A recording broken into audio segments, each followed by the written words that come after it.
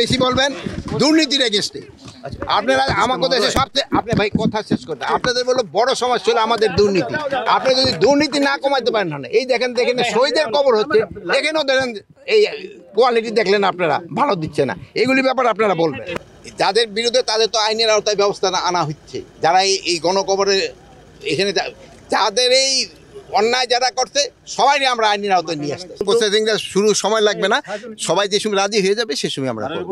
শহীদদের কবরটা জিয়ারত করার জন্য এখানে আপনারা জানেন এখানে প্রায় 100-রও অনেক উপরে যাদের এখানে দাফন করা হয়েছে, তাদের কিন্তু অনেকে শনাক্ত করা যায় নাই। আমরা অবশ্য আছে যে এদের কিভাবে শনাক্ত করা যায়, এই জন্য আমাদের চিন্তা ভাবনা আছে এবং খুব তাড়াতাড়ি আমরা হয়তো একটা শনাক্ত করার ব্যবস্থা করব। এতদিন হয়েছিল তাদের আত্মীয় স্বজন অনেকেই মানে কবর উঠানো হোক রাজি হয় নাই, এখন মোটামুটি তারা সবাই রাজি হয়েছে। যদি তারা সবাই রাজি হয়ে যায় আমরা তাদের এই মানে তাদের ডেড বডি আমরা শনাক্ত করব এবং যদি কেউ ডিএনএর মাধ্যমে, আর যদি কেউ এখান থেকে তাদের গ্রামের বাড়িতে নিয়ে যেতে চায় ওটাও আমরা তাদের অ্যালাউ করবো, যদি তার কোথাও যদি নিতে চায়। যেহেতু এই জিনিসটা হলো, আমরা কিছুদিন আগে আমি এবং আমাদের আদিলুর রহমান ভাই দুজন আমরা মুন্সিগঞ্জ গেছিলাম, সেই সময় তারা বলছে যে না আমরা এখন সবাই মোটামুটি রাজি, আপনারা এখন শনাক্ত করতে পারেন। এখন ওনারা যদি সবাই রাজি হয় আমরা শনাক্ত করার ব্যবস্থা। প্রসেসিংটা শুরু সময় লাগবে না, সবাই যে সময় রাজি হয়ে যাবে সে সময় আমরা করব। এখানে একটা সংখ্যা 114টা আমরা এখন পেয়েছি যে 114 জন। গণহত্যার এক বছরে এখন বিচার প্রক্রিয়া আসলে কত দূর? না, বিচার প্রক্রিয়া তো চলতেছে, কিন্তু আমার হলো একটা অনুরোধ, আপনাদের কাছে অনুরোধ, এই যে ধরেন যে এই যে গণকবর এই দেশের জন্য যারা শহীদ হয়েছে তাদের কবরের এই যে ইট-ফিটগুলি ভালো দিচ্ছে না, এইগুলি আপনারা একটু প্রচার করবেন।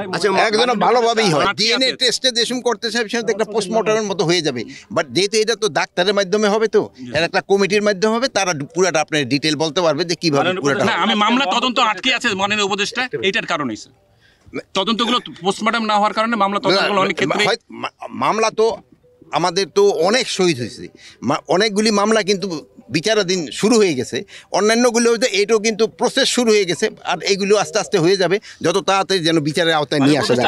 বেশি বলবেন দুর্নীতির এগেস্টে। আপনারা আমাকে দেশে সবচেয়ে আপনি ভাই কথা শেষ করতে আপনাদের বললো বড় সমস্যা হলো আমাদের দুর্নীতি।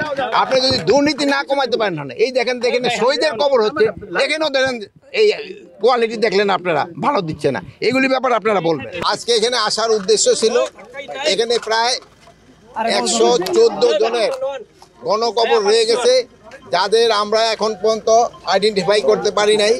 আমরা চেষ্টা করতেছি, অনেক সময় আগে একটা ছিল তাদের যারা উত্তরসূরি রেখে গেছেন তাদের ভিতরে একটা ছিল যে কেউ চাচ্ছিল এটা শনাক্ত করা হোক, কেউ চাচ্ছিল না।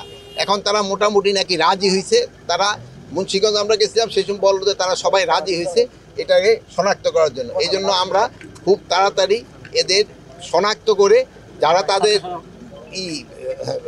বডি এখানে রাখতে চায় তারা এখানে রাখতে পারবে, আর যদি কেউ নিয়ে যেতে চায় ওটাও নিয়ে যেতে পারবে। আর এই জন্যে আমরা এখানে আসা। আরেকটা এখানে আপনারা দেখলেন যে এখানে কীরকম যে কাজের যে একটা দুর্নীতি, এখানে ইটের কোয়ালিটি খারাপ। আপনারা যারা আসেন না আগে এখন একটু দেখে নেবেন।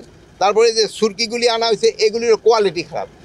আমাদের দেশের জন্য যে প্রাণ দিল তাদের কবরস্থান কন্ট্রাক্ট নেওয়ার পরেও যদি এরকম দুর্নীতি হয় তো দেশে কিভাবে চলবে?